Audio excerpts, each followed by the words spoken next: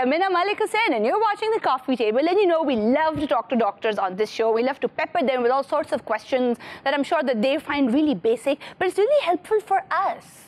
So sort of, you get to sit at home and see me ask doctors all the questions that you've always wanted to ask them, but in the comfort of your own home, possibly on your laptop if you're watching this on YouTube.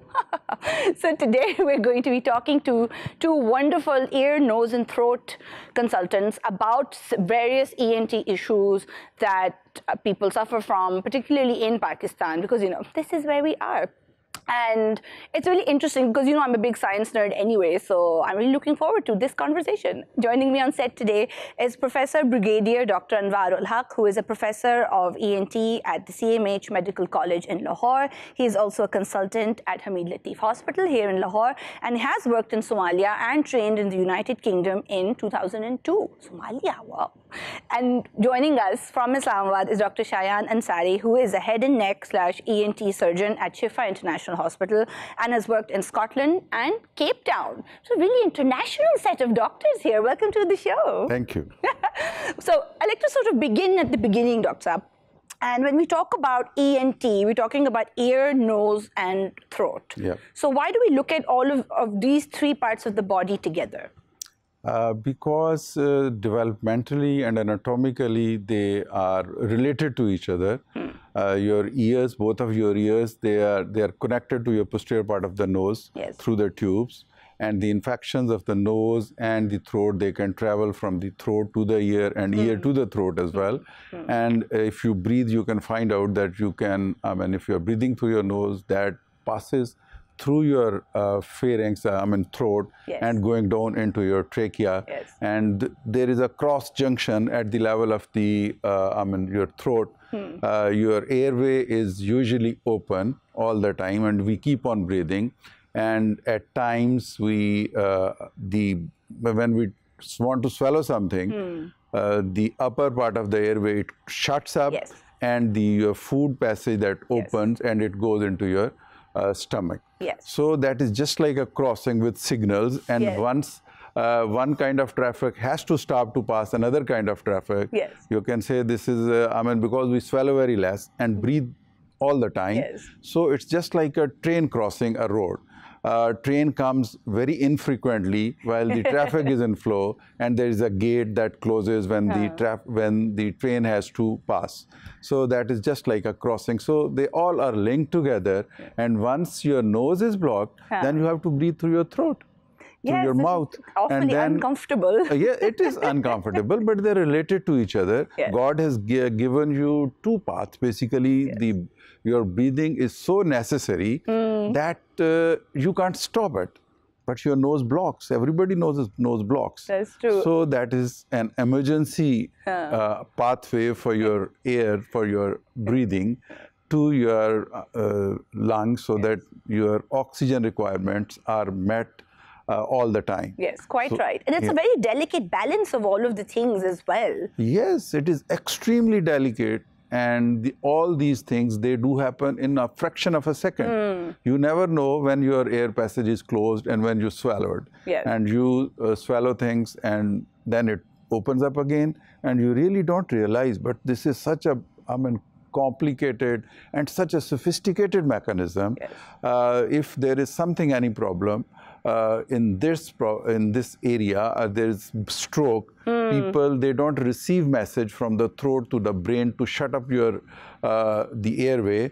Then when you swallow, the air that goes, your food or your saliva that goes into your lungs and you start having cough. And that is cough is basically a protective mechanism. But to prevent it, God has made a mechanism to close, and it has got a very fast track mechanism where the brain takes actions to open up one thing and close another thing. Quite right. So normally, if we at times we swallow and we call it कि इच्छू आ गया मुझे, ये खांसी हो गई फौरन खाने से, तो that happens just because your part of your food or the water or liquid that touches your upper part of the airway. And Right, the touching and of the then the airway, airwave is just like, out, out. Yeah, it says, yes, Get out of here. just get out. You're not required They're here. closing the door and Yeah. saying, no, thank you. Yeah, No aspiration is I happening forgot here. to close the door. Yes. So now you just get away. Absolutely. And even with, things like sinus trouble and the sinus tube.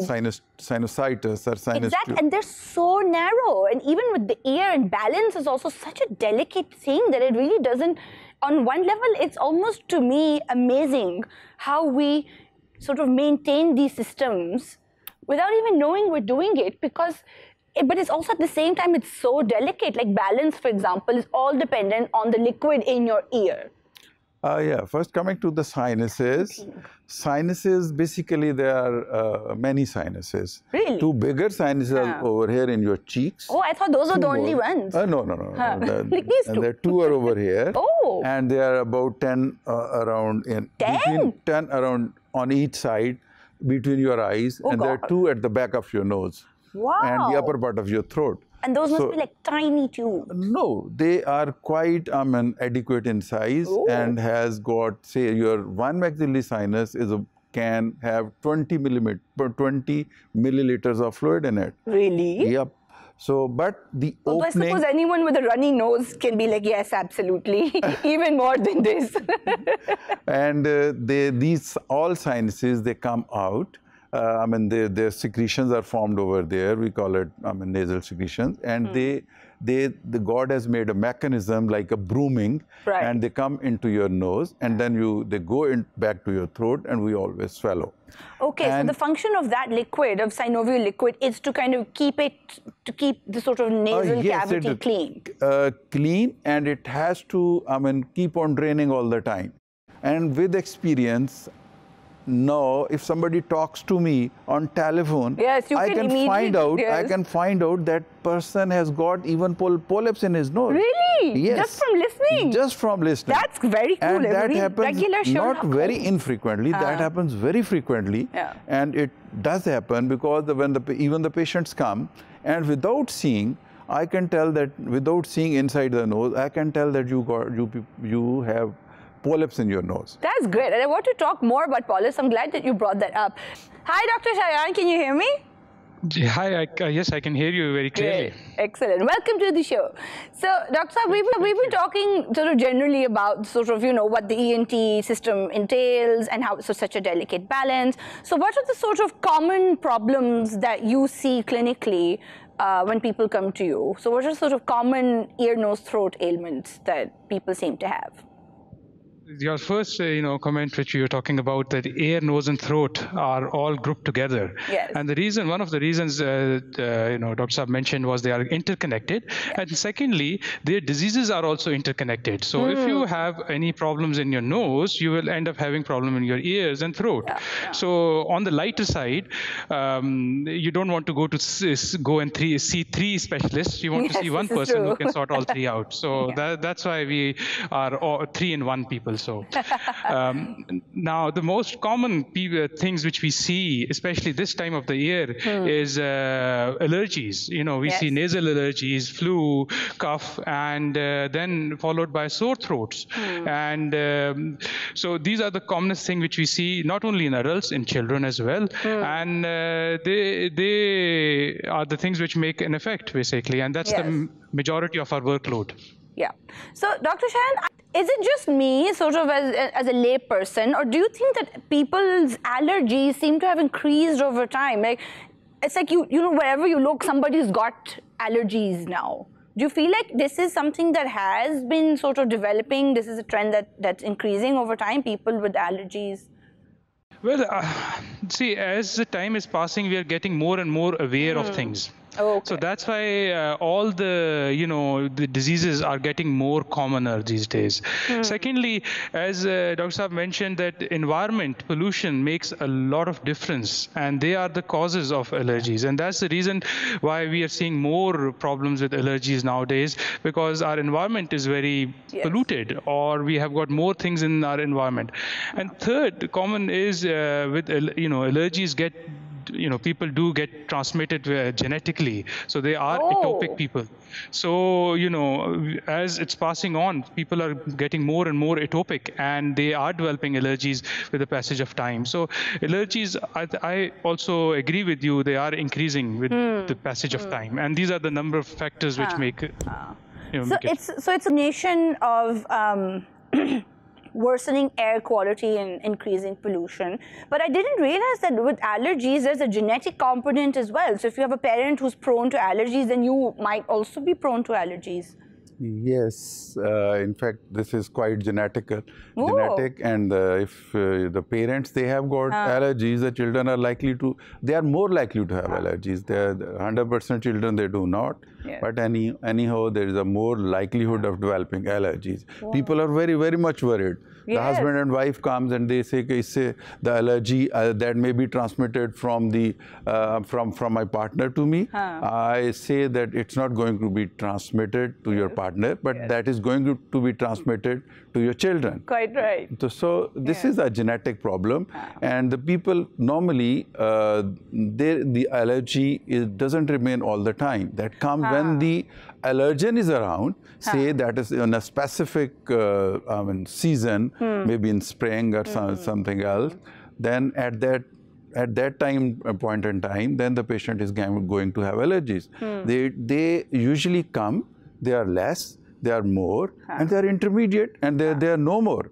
And that time period may be for weeks, months, and years. At times, they are cured themselves, and the people, they remain asymptomatic for years and maybe for life.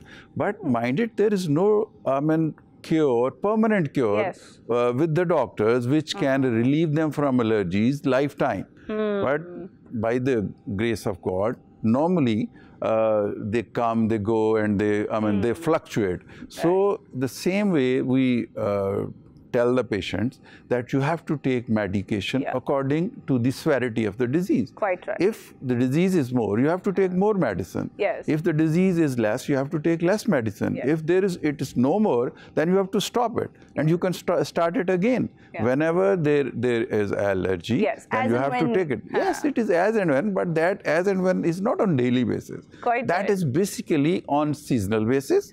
Or you may be allergic to some pet, and you have to remove the pet from your home. You may be allergic to the dust, and especially the dust which is in your carpets, in your old clothes. Whenever you open up your old clothes and you start having allergy. Or you don't do the dusting or anything. If If you're allergic to dust in Pakistan, then you're in big trouble, aren't you? Yeah, you really can't get rid of that. Oh gosh. I want to talk a little bit more about allergies, but we're going to take a very quick break here. We'll be back in a flash. Stay with us.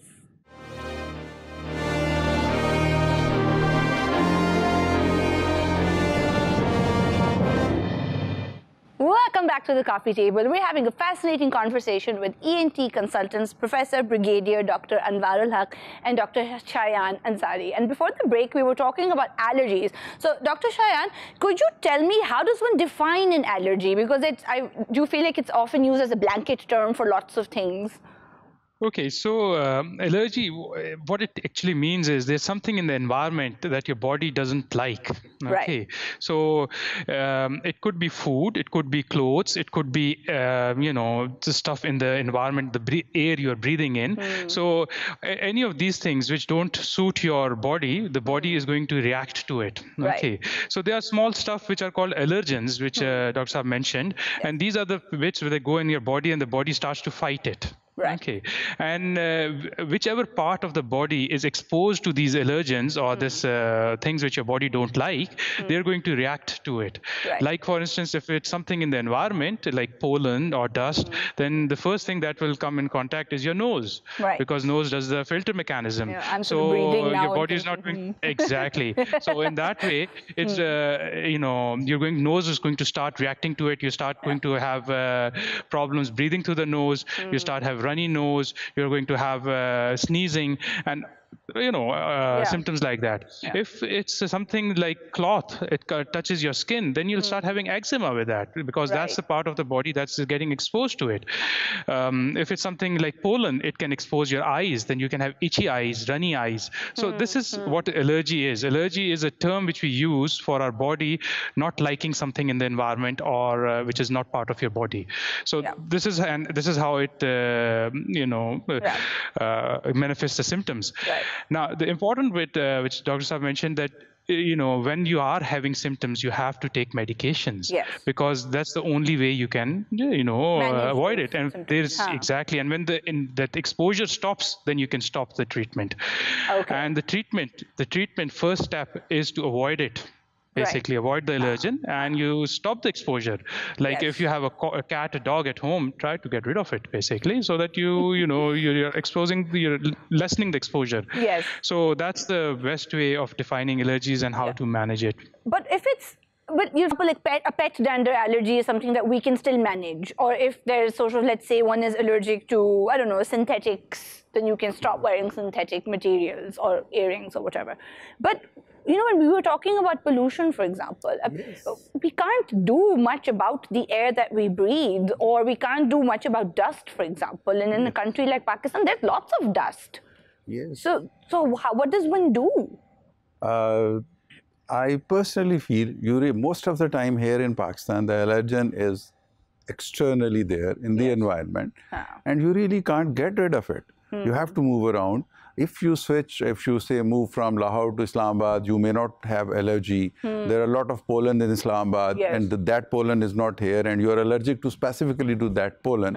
Then if you move to Lahore, then you may be all right for some time, or till the time you are here in Lahore. People who come from abroad, they might have allergies over there to something which is really prevalent over there and not here in Pakistan, or in specific part where they are living. So most of the time, the people are not allergic to one thing. Another thing, very important. They are allergic to more than one thing, and it is at times difficult to find out to which people are allergic to. Normally we do tests for, and we do tests for 25 or 30 things, but there are thousands of things in your environment. You can be allergic to any of them, and most of the time people, it's not possible for them to find out what the thing they are allergic to. One thing more that people ask to which thing I'm allergic to. I usually tell them, I can't tell you who you're allergic to. You can tell me when you have problem with the use. And the people, normally the doctors, they tell them to avoid this thing, this thing, this thing, this thing. So the process of elimination to see what's working. No, it is the process of elimination, but they tell them to have precaution not to take all these things. But that is, I feel, that is not required at all. Right. Basically, one has to find out to which thing is he allergic to. That thing has to be avoided. Right. Not everything has to be avoided. Right. One has to enjoy all the meals, all the things. If you are allergic to specific perfume, you have to avoid that specific perfume, and you may use the other perfumes. But in order to know that, then one also has to be a little bit mindful of, sort of what did I eat, what did I spray, what did I use, what did I sniff, and be able to kind of connect the dots there. We tell them to find out, to avoid, and after taking something, people say that I'm allergic to rice,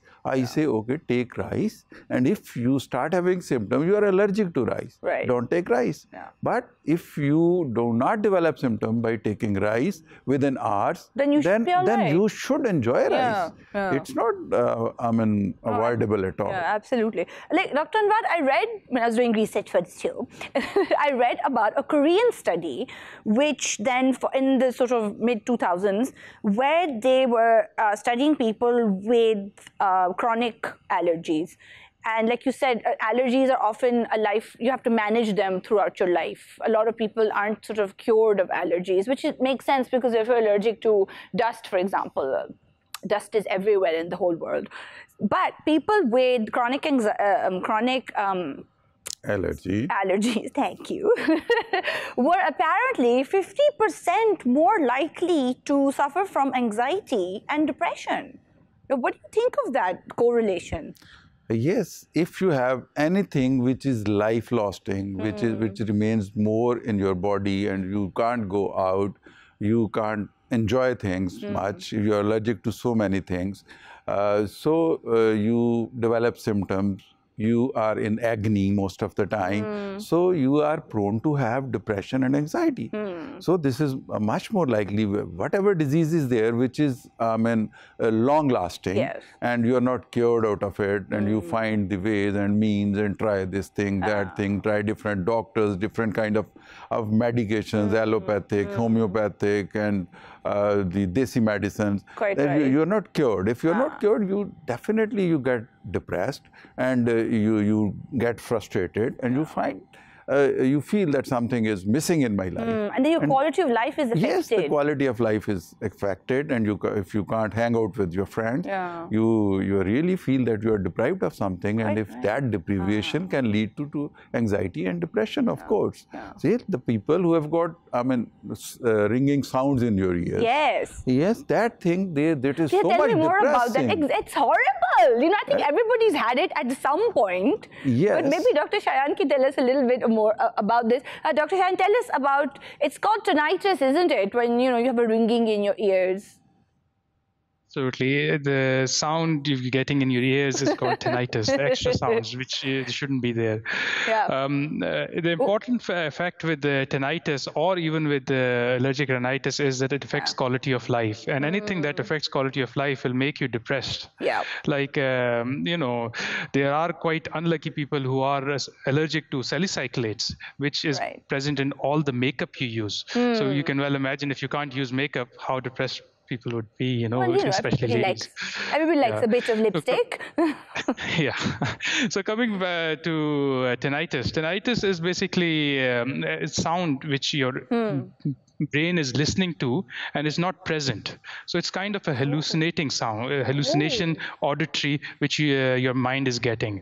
And there could be a number of reasons for it. The most common reason is that your hearing is going down, that person's hearing is a bit low in certain frequencies, and that's why the brain, because it's not getting sound in that frequency, is starting to generate the sound in that. Wow. Now, wow. There can be a number of causes, there are a number of causes for it. But interesting thing with tinnitus is the cure is very difficult, basically. You can try different things, but the cure lies with the person himself. Really? So like all the things in life which you don't like, you have to ignore them. This is what you have to do with tinnitus as well, to ignore them. Oh no! To ignore it. So when does I think all of us at some point heard a ringing in our ear, which sort of has come and gone. But at what point does that occasional ring become a problem? Like, when does it go from a sometimes sound to tinnitus? When do you know it's a problem? Well, as you said, you can get it. Anyone can get it. Okay. So if you were listening, you had your headphone on for a long period of time, that can cause a bit of temporary threshold shift in your hearing, and you can get tinnitus. Yes. If you had been to a concert, loud concert, a night before, back that will cause a slight bit of when you could. So yes, before pre-COVID. So that could cause a bit of temporary threshold shift, and that can affect you to have tinnitus. But these are temporary ones. Yes. They will last for maybe a couple of hours to a couple of maybe days, but it will go away. It's when it becomes constant, it becomes a problem. And what happens is, because this is a sound which people don't like and they start getting worried about it, then they start looking for that sound. So if if you start looking for it and you're thinking about it or concentrating on it, then obviously you're going to listen to it more, because it's a hallucinating noise. So, and it's very sneaky of your brain. It's like your brain to hear noise, so it provides a noise, and then when you try to look for the noise and you obviously can't find it, and your brain is like, but I can hear it. That's hot. It doesn't seem quite fair. Yes, of course. But, Dr. Thomas, well, the things what they can do you happen. do? and basically there is no problem. This is a kind of degeneration of your system which occurs, and that is maybe degeneration of a specific frequencies and maybe degeneration of the whole system. But is this necessarily age related, or anybody can experience this? No, anybody can experience it.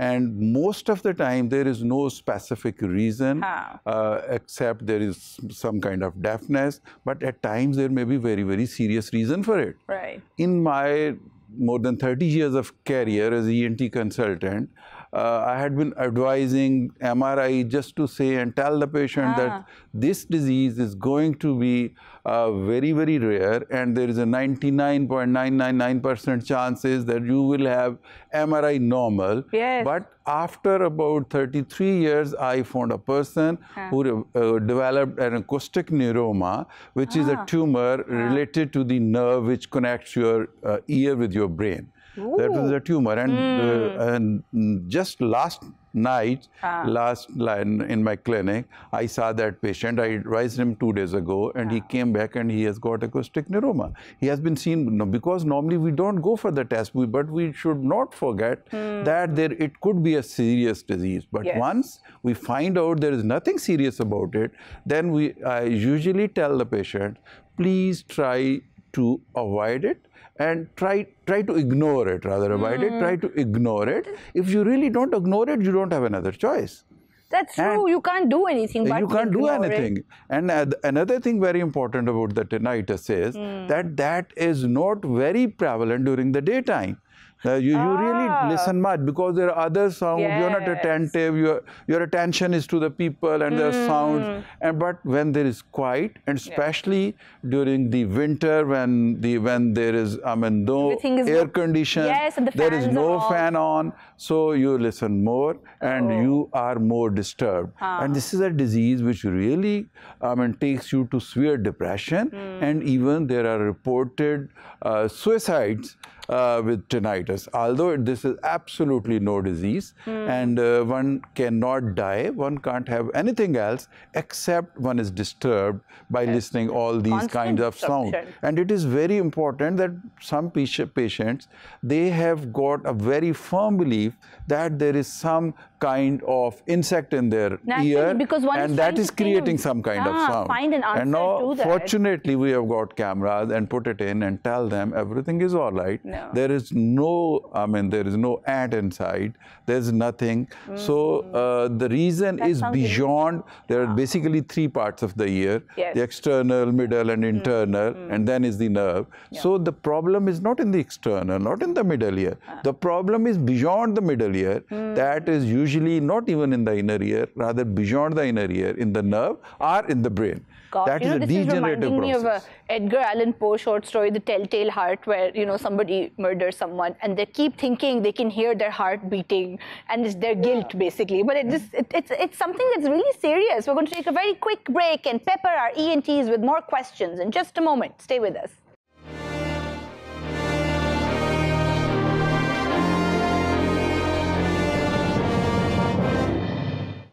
Welcome back to the coffee table. We're having a scintillating conversation about all things ear, nose, and throat related with Doctors Anwarul Haque and Shayan Ansari. So, Dr. Shayan, we've been talking about tinnitus and things, but one thing that I want to ask you about is also something that everybody seems to have all the time now, is sinusitis. So, tell us more about that.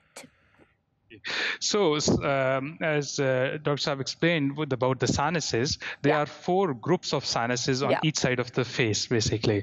And the reason for them is they, first of all, decrease the weight of your skull so that, it's not too heavy for you. Secondly, because they are empty spaces, they are lined by the lining. Sorry, but I want to interrupt here, but how? How does, what? You blew my mind in a minute. How does that work? How does the sun help your skull feel less heavy? This must be physics. So, if your sinuses are full of,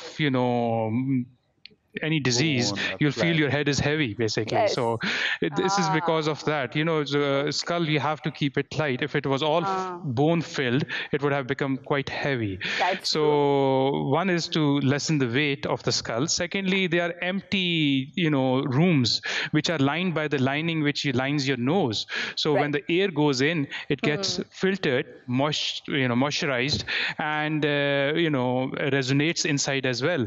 That's why when you have your sinuses blocked, you start having nasal sound, because it's it affects the quality of your speech. Now the function, as I said, there are rooms which do all of these functions. They open inside your nose, and they open through these very small pathways.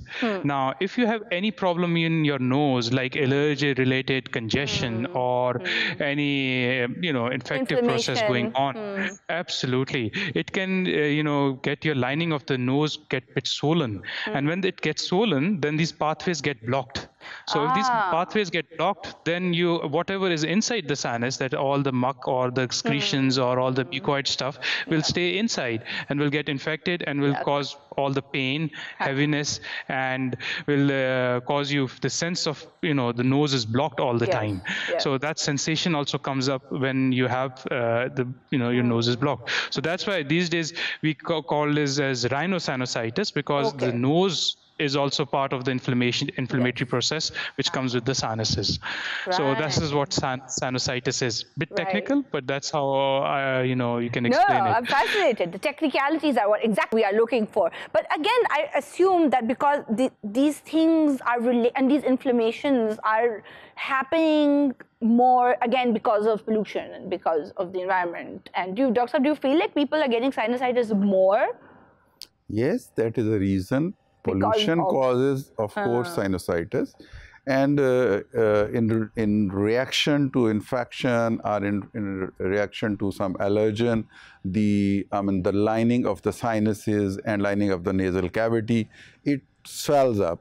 When it swells up, it's going to decrease your airway in the nose, and you start having nasal blockage. If your ear is open like this, when there's a swelling of the wall, it's going to be narrow or even closed. So you have your quality of life that decreases because of this kind of pollution.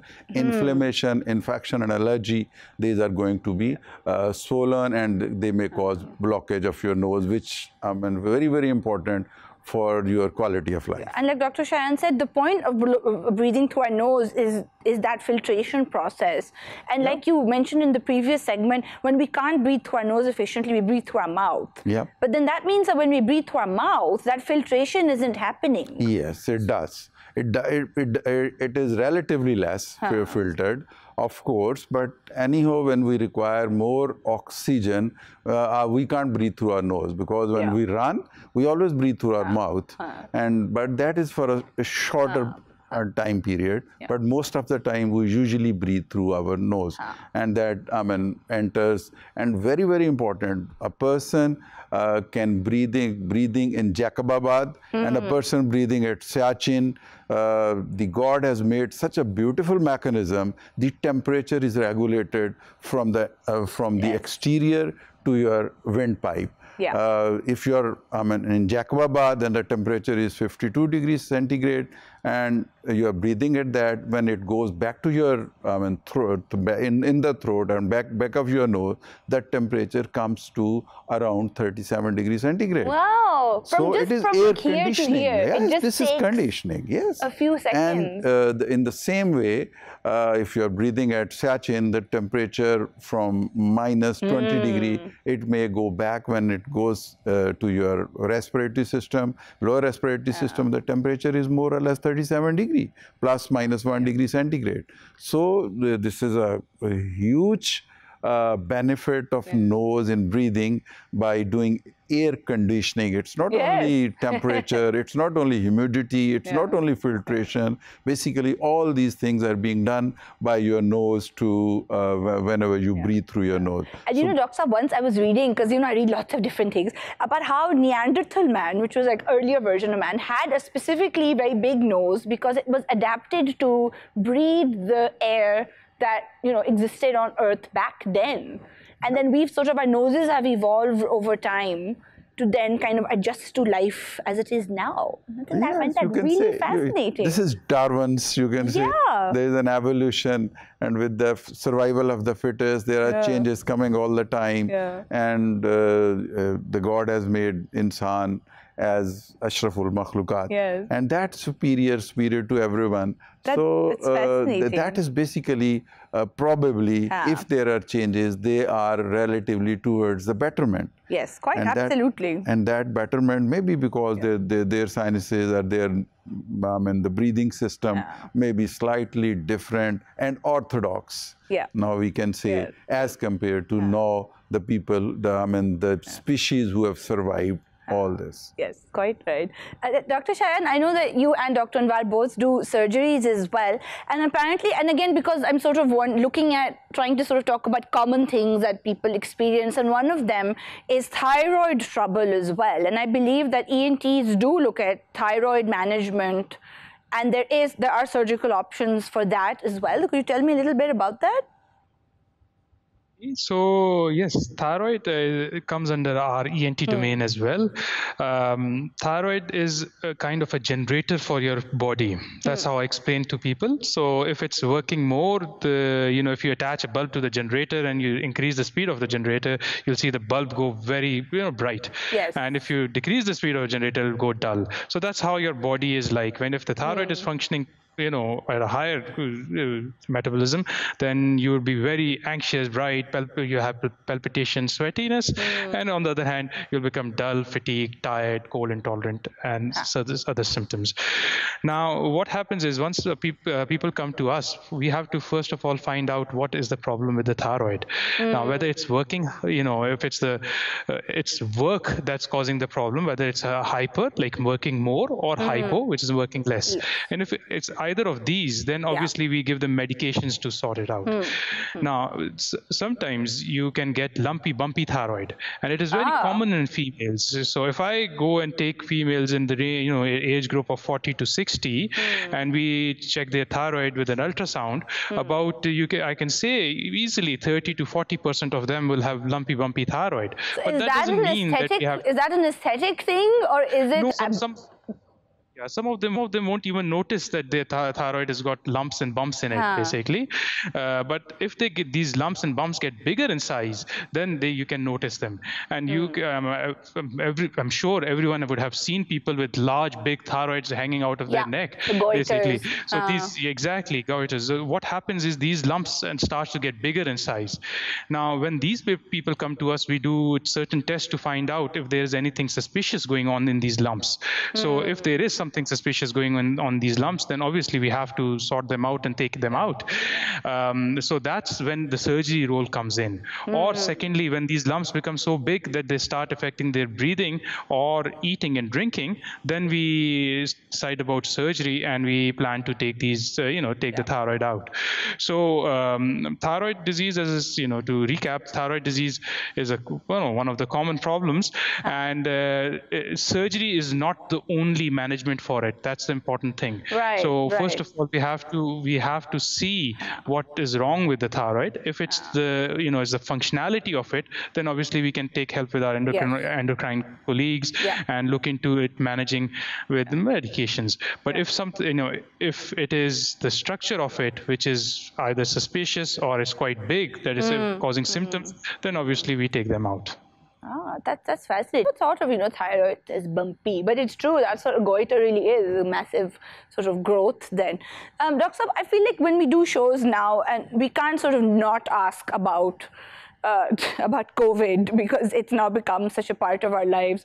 So, and a lot of people have been talking about how steaming is supposed to be helpful for, and I wouldn't say now to sort of combat COVID, but generally for sort of managing viruses or even with the flu and things. Like, do you feel like steaming is an effective way, an effective kind of safeguard to protect yourself against general, germs and things? Not really. No. Not really. You are challenging the God system, which God has made it for you, and God, I told you that the God has already made your nose in such a wonderful way that it acts as a filter, it acts as a humidifier, it acts to reduce the temperature, it acts to increase the temperature of the air you breathe in.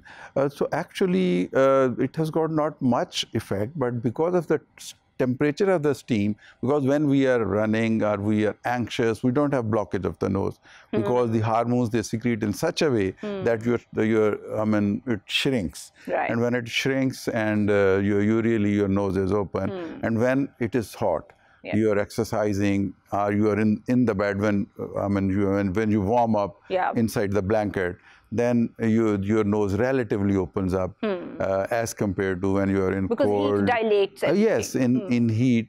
So that heat may be effective in opening up the nose. Right. And it definitely humidity is more, as nowadays the humidity relatively is quite less in the environment. Wait till June comes. Yes. Then and during that time you can have some kettle or some boiler in your room to have a increased humidity in your room. But otherwise, taking direct heat, direct steam may not be useful in many of the cases. But at times, the medicated one, you can put menthol, or you can put tincture benzoin in that, just for the reason to soothe up your airway, or to decrease the viscosity of your secretions, so that they can be coughed out, they can be they can be taken out of your nose. So at times you have to. But it's not a really not a cure of COVID, which I personally feel, and the people had been selling of their steamers for the treatment of COVID in the initial part of the COVID. But no, I think that has settled down more or less, and people are not using it much. Okay, so it's better to keep your mask on than to sort of rely just on steam and, a prayer. Thank you so much, Dr. Anwar, and thank you so much, Dr. Shayan, for joining me today and answering all our, sort of a myriad of questions about common ENT issues that we all face. And I hope that this has been as informative and wonderful for you as it has been for me, because I certainly enjoyed myself thoroughly. Thank you guys for watching. If you're watching this on YouTube, don't forget to like and subscribe, and we will see you next time on the coffee table. Bye now.